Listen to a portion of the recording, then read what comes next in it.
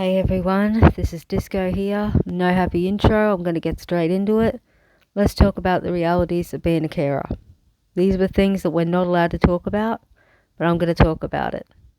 Okay, being a carer is not easy, and let's face it, a lot of people are quite happy to walk past and go, "You're doing a great job, Mum. I don't know how you do it. Well done." And they walk off into their happy lives. They don't even spare a thought about what our day-to-day lives are like or our night-to-night lives are. For instance, what if you got a child that's abusive? They don't mean to beat you up, but they do. And how do you process that? You cannot hate that child, but a part of you may hate that child, and you have to cope with that guilt. That's hard. But you're not allowed to say anything. You cannot say a single bad word about your child, because once you have that child with a disability, your feelings, your thoughts, that you cease to exist. It's all about that child. And that hurts, because you can't talk about these deep, dark feelings you have. You're not allowed to. All you are allowed to do is talk about how much you love that child, how much you care for that child, and that's it. And that is really, really hard to deal with, because eventually you're going to burn out. If you don't have a good support network, you will burn out. I burned out myself multiple times. The only time I can honestly say as a single mother I've ever had any respite from my son overnight was when I had the deep vein thrombosis and was in hospital for 4 days. So I had to nearly die just to get a break from my child. Because, for instance, when he was younger, kindies, they're not equipped to deal with autistic children unless you can afford to send them to a proper autistic kindy, which can cost you hundreds of dollars a day, which obviously a disabled single parent cannot afford. So they have to go to a special needs place for therapy. ECDP, they call it here in Australia. But to do that, you need the autism diagnosis, which is very hard to get. My son was 3, which is apparently early, and I had to pay $300 for my son to see a private pediatrician to get that, which only took 10 minutes. However, you've got to go through all the loops of the public system to get that. And until you actually go and pay, you are going to get slammed with judgment from all the professionals. Oh, the judgment you will get. I was put through parent-child interaction therapy so I could learn to bond with my child. Yes, apparently it was not autism. It was just I didn't know how to bond with a child. And I've got a diploma in children's services. I've been a group leader in a room, a volunteer teacher's aide at primary schools, a lollipop lady, walking children across the crossing to school, but apparently I didn't know how to bond with my own child. I went there. The lady said within a month, "You're at the top of the charts, but I don't think we can help your child. Your child has a medical issue." And we look at my son, who is smashing his head into a wooden door. Yeah. They sent us to a speech group with children from the ages of 8 months old right the way up to 5. There's a girl there who was 18 months old and she was bilingual.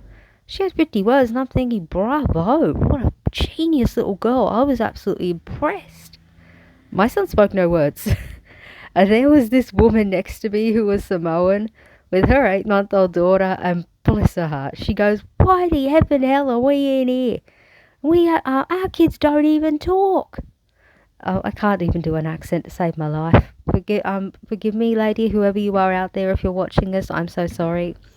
I don't condone swearing in front of kids, but literally, she raised a very good point. Why were we there?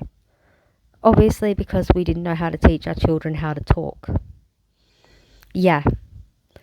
My son was labelled global developmental delay. He started off developmental delay when he was about 8 months. I'd already noticed he hadn't been meeting his milestones at 5 months. He was floppy as a rag doll. Then he couldn't lift himself up at 8 months. You'd try and hold his waist to support him, but he had no core strength at all. That was the first warning sign something was wrong. And yeah, that started the whole pediatrician loop. 1-year-old, multiple issues picked up. It just kept going and looping and looping and looping. It was developmental delay, global developmental delay. I'm going, look, he's toe walking, he's meeting so many of the issues for autism. Please, will you make a diagnosis? No one would. They just preferred to err towards the idea it might be me that was the problem. It's easier that way for them. It's normally the parents' fault, you see. And let's face it, let's have a look at me. Look at these teeth. They're normally not the teeth of a nice, respectable person, are they? Let's have a think about the type of people who have teeth like me, what they get up to. My Kmart clothes, yeah, very easy to cast judgment when you look at a person on face value. So as you can imagine, yeah, I've dealt with a lot of judgment. My son's also mixed race. I've actually been called a white hillbilly child stealer. So that was new. But yeah, even with the autism diagnosis, you still face judgment. Because apparently, because my son will occasionally make eye contact, he's not autistic. There's so many cases where apparently he's not autistic because he doesn't do insert stereotypical thing. So it goes on and on like that. You'll come across a lot of judgments and stereotypes, which you will have to deal with. It can be a daily basis, weekly basis, it doesn't matter. That's just one thing that you have to deal with. I actually wrote notes to try and help me keep on track this time. Okay, so one thing I covered just then was the lack of kindies, even respite, which I only got because I was literally going to die if I did not have a stent put in. Yeah, that's how desperate things are. You won't get a break from your child unless you are about to die. I mean, childcare, my son was literally given the option. They didn't throw us out of daycares, but they made it so that if we didn't comply, it was pretty much, yeah, we'd have to leave. So I just discreetly removed my child. So daycare wasn't an option. ECDP was where he had to go, which is, yes, basically they educate children with special needs. Thankfully, because of the autism diagnosis at 3, he was finally able to be admitted and receive the help he needed. Without that autism diagnosis, he would have floundered and not received the support he needed, just like I did, which was breaking my heart. So there's also the issue of, like, babysitters, for instance. I mean, how many parents go out for date nights? I mean, I can't do that. I have a special needs child. I can't just go through, I don't know, Gumtree or whatever, and go, yeah, okay, I need to go out for 2 hours, blah, blah, blah. Can you babysit the kid? Yeah, whatever. They're 8 years old. Or, okay, great, see you at this time. Because they don't know how to care for a special needs child. So babysitters are not even an option. How do you get a break? I haven't even got family. My family are dead. How do you get a break? You're literally with your child, even if they go to school. You get a couple of hours. You've still got things to do. You've got therapies to organise. You've got a household to organise. You've got a whole load of things to do, housework to do. You don't really get downtime. And even then, the anxiety is through the roof. Because you've still got so much going through your mind that you have to deal with. I mean, it's ridiculous. I don't even sleep properly at night. I'm lucky if I get maybe 2 hours sleep. I mean, my son has bowel and bladder incontinence at night, so I wake up at 11 o'clock, at 1 o'clock. I try and wake him up to go to the toilet, but he doesn't actually wake up. He's still asleep. So even if I manage to get him to the toilet, he may have an accident on the way, so he's still wearing pull-ups. So it's normally a case of me changing pull-ups at 11 o'clock, 1 o'clock. He wakes up at 4 o'clock. You try and peacefully rest when you're up all night like that. And you can't. And we co-sleep as well, just so if he wets the bed or poos the bed, I can change the bed. You're really just, you're running on caffeine and just adrenaline. But that's the way it is. There's no way you can de-stress. I've tried to actually sleep while he's at school and I'm still tired. I did that 3 days in a row, still tired. So you're exhausted all the time, you're fatigued all the time. The psychological stress that you are under is overwhelming. You know what I would love? If someone turned to me and said, I'm going to the grocery store. Could I get you some milk? That would make a difference for me. Or how are you really? Instead of going, you're doing a great job. How about you ask, how are you really doing? What have you been feeling lately? Because all I can ever think of is to say, oh, my son's done this, my son's done that. I don't actually have a life. I used to paint oil on canvas. But I can't do that anymore. I mean, my son would destroy it. He'd destroy the easel. I mean, paints, Lord knows, they go around the house. I mean, I have to hide my laptop because he'd destroy that. I mean, he's broken television, so we don't even have a television in the living room.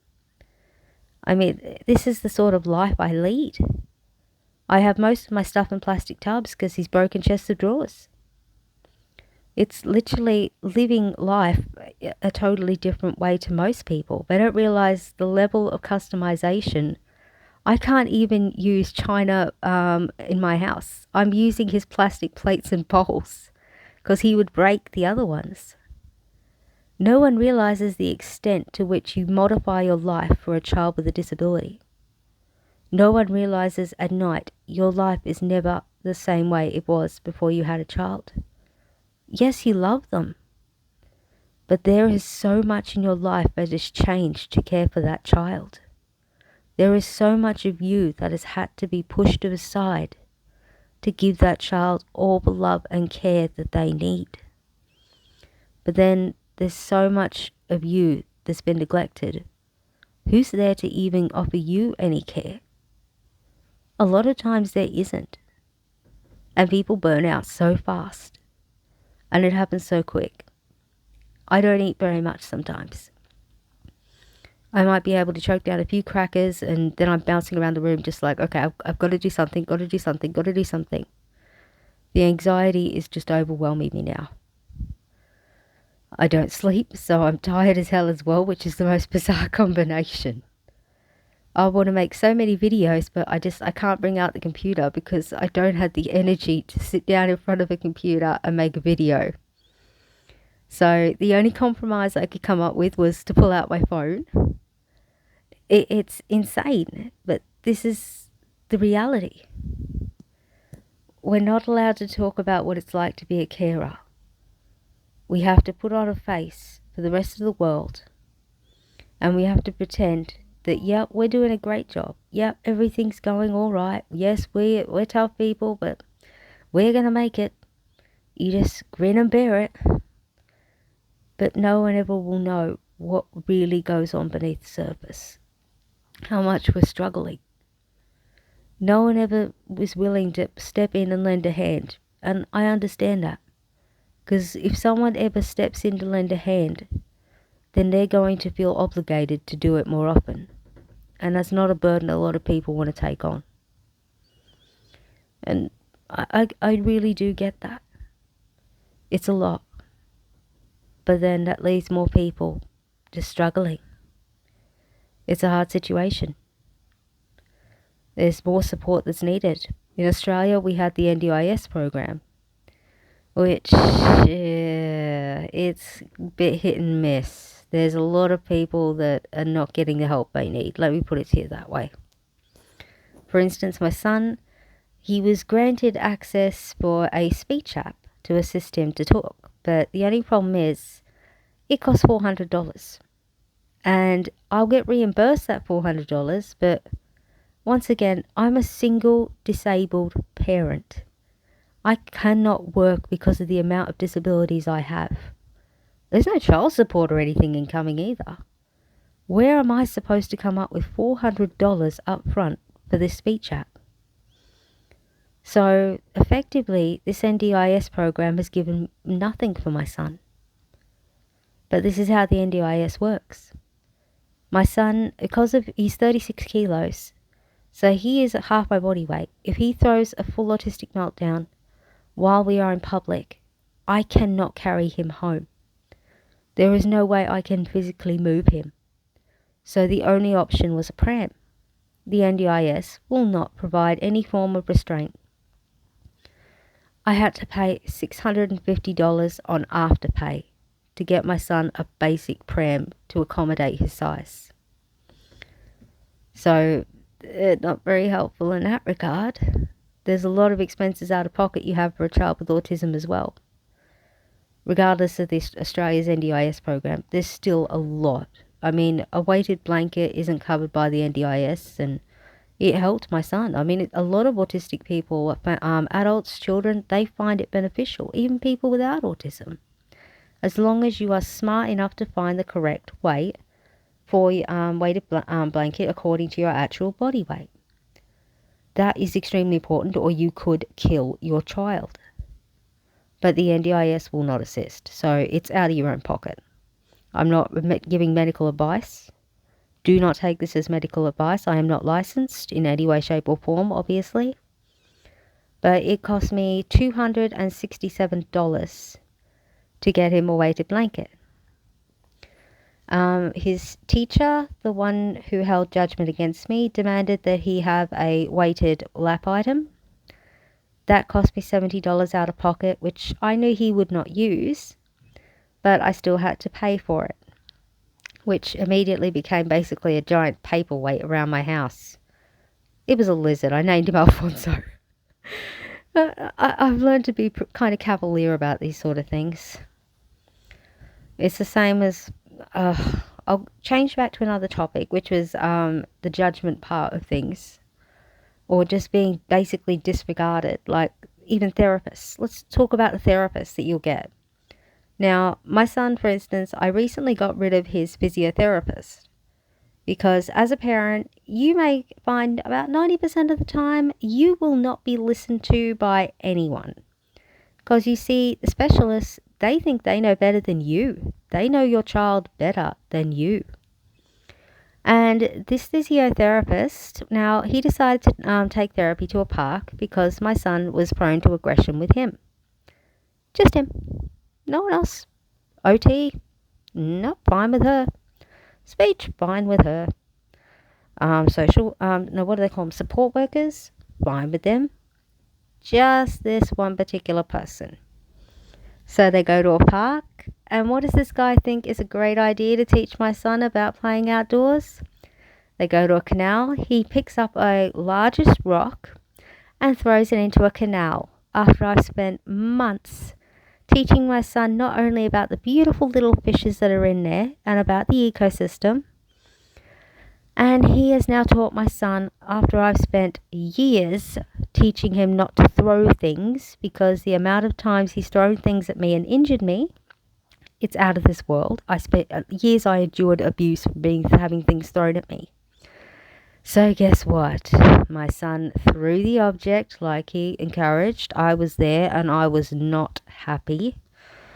My son has now begun picking up sticks, trying to throw them at cars, picking up anything else he can find and throwing it at people.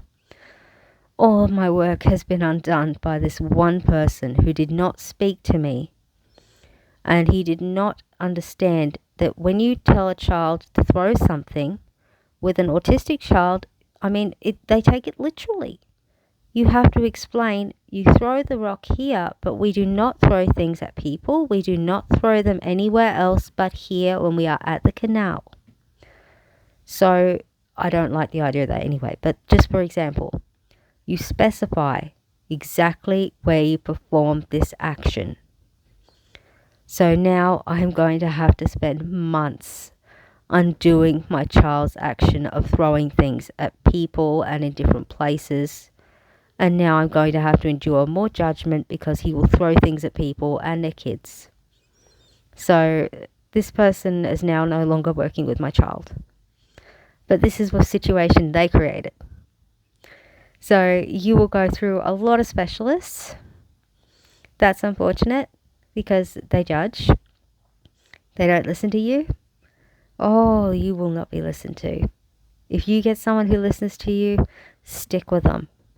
Because finding someone, even if you can find someone who that's actually available, because a lot of specialists now, because of the NDIS or anywhere else, they are all taken. But yeah, If someone is not working well with your child, get rid of them, because the long-lasting damage is not worth it.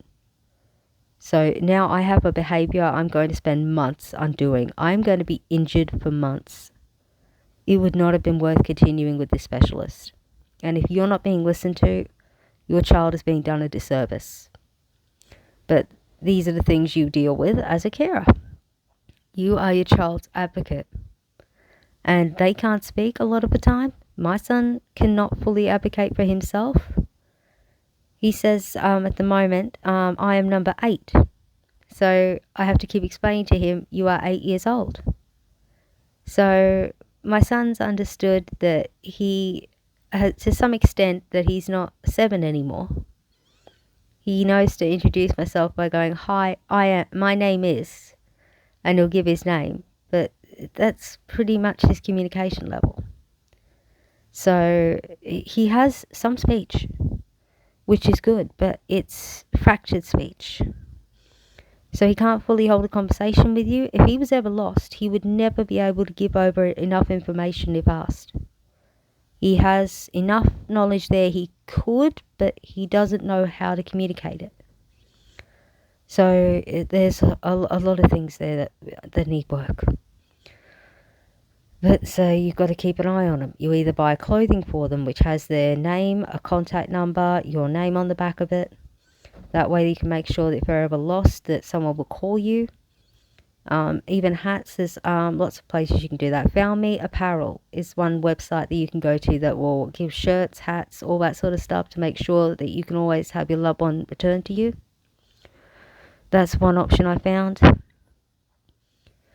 So yeah, just being in public, all these things, just trying to make sure you don't lose the person while you're out in public.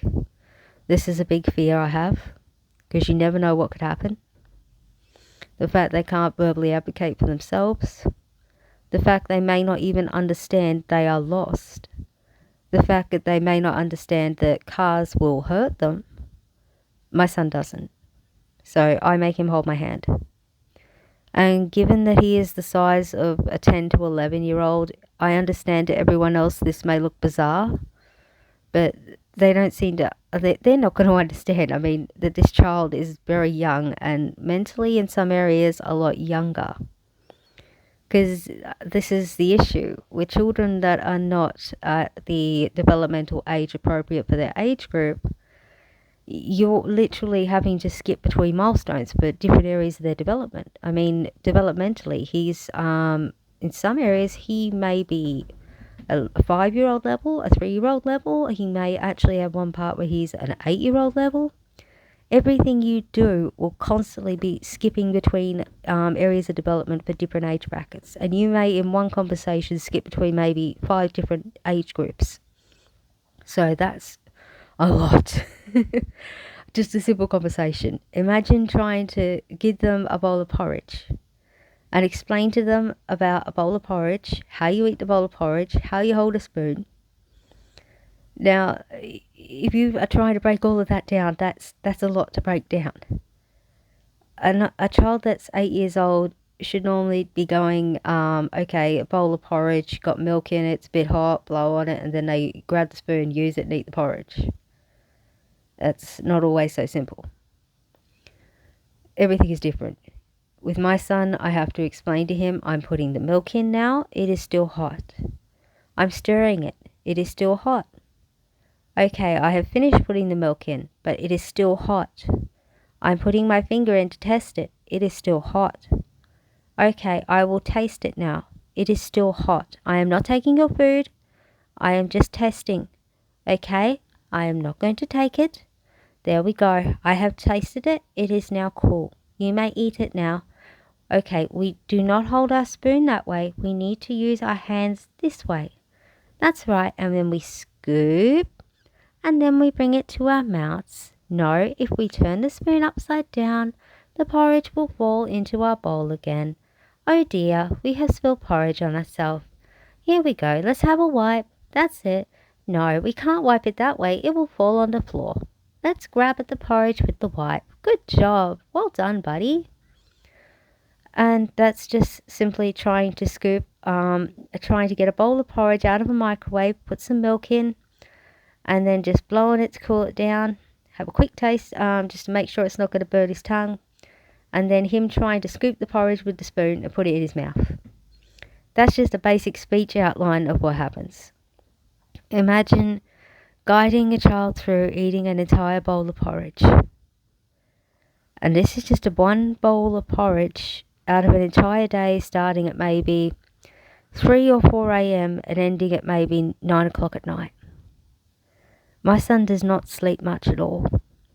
And remember, I've been waking up at night at least maybe twice as well to change his pull-ups, or to try and get him to a toilet, to get him to try and wee. I'm trying so hard to help him get towards weeing at a toilet, but he isn't even awake. He doesn't actually wake up at all. His eyes are still closed, his body's moving, but he is still actually asleep.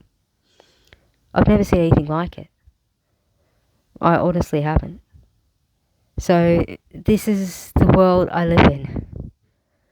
I don't know if you can hear, but this is why I ramble so much. I'm so tired, I don't even realise half the time whether I've said something, whether I'm repeating myself. But if I go and have an energy drink now, that will pick me up a little bit. I've got an art therapy session in about 2 hours, so I've got to try and pull myself together a bit more so I'm at least lucid for that.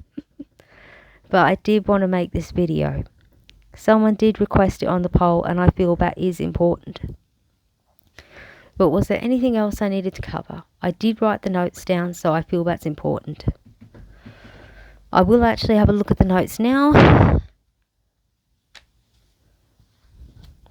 Let's have a look. Was there anything? Because I wanted to cover all of it. No, I think I've covered everything that I put down in my notes that I felt was important to cover.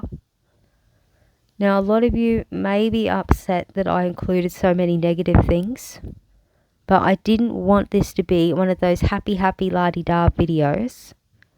I wanted this to be a video where I actually talk about things that are not so happy. Because to me, that's important. Because I know there are a lot of parents out there that have a lot of thoughts and feelings which they are afraid to verbalize because they're scared of judgment. And I get that.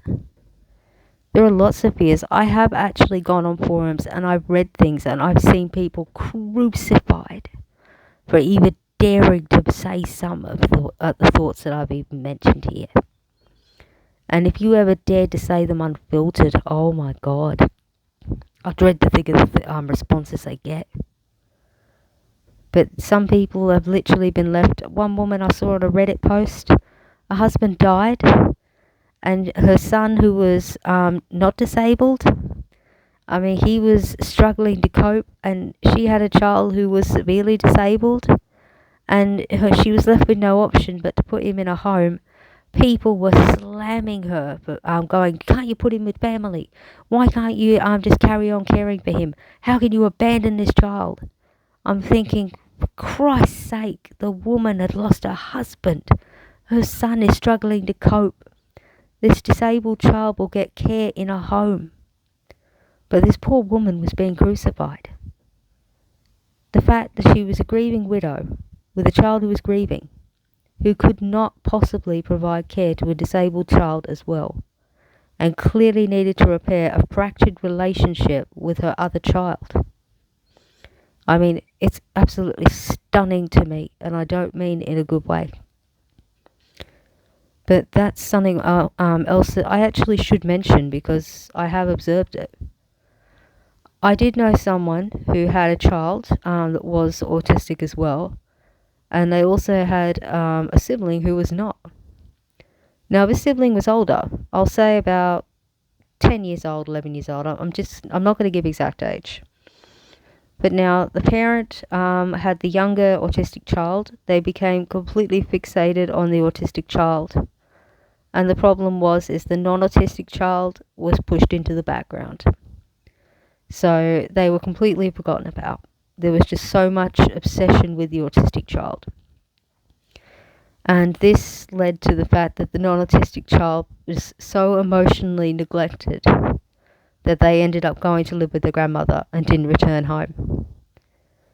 But having a disabled child, from what I observed of this one family, it broke up the family. There was a husband, but he left. He couldn't cope with a disabled child. So it is difficult raising a child with a disability. It's not all smiles and sunshine. So a lot of families are out there struggling. So if you walk past someone who's got a disabled kid and go, great job, you're a great mum, you're a great dad, whatever, I just want you to stop and think about what's going on that you don't know about. A lot of people are suffering, and they're suffering in silence because they can't speak up because of the judgment they will face. And that's the one thing that should be taken away from here. There is a lot that parents with children who have disabilities are going through. And these are things that need to be looked at. These are things that these are topics that need to be raised. We should not be afraid to speak out. We should not have to put on a happy face just to appease the people that want to have feel like everything in the world is a good place. That don't want to have to look at us and deal with the fact that we have pain. That's not right. They shouldn't be acting like we should go somewhere else with our pain. We have a right to feel. And my apologies if I've offended anyone, or if you feel that anything I've said is incorrect. Fair enough. I respect your opinions. We're all entitled to our own opinions. Anyway, I've talked long enough. Okay? Have a great day or night, wherever you may be, and take care, everyone. Okay? Disco out.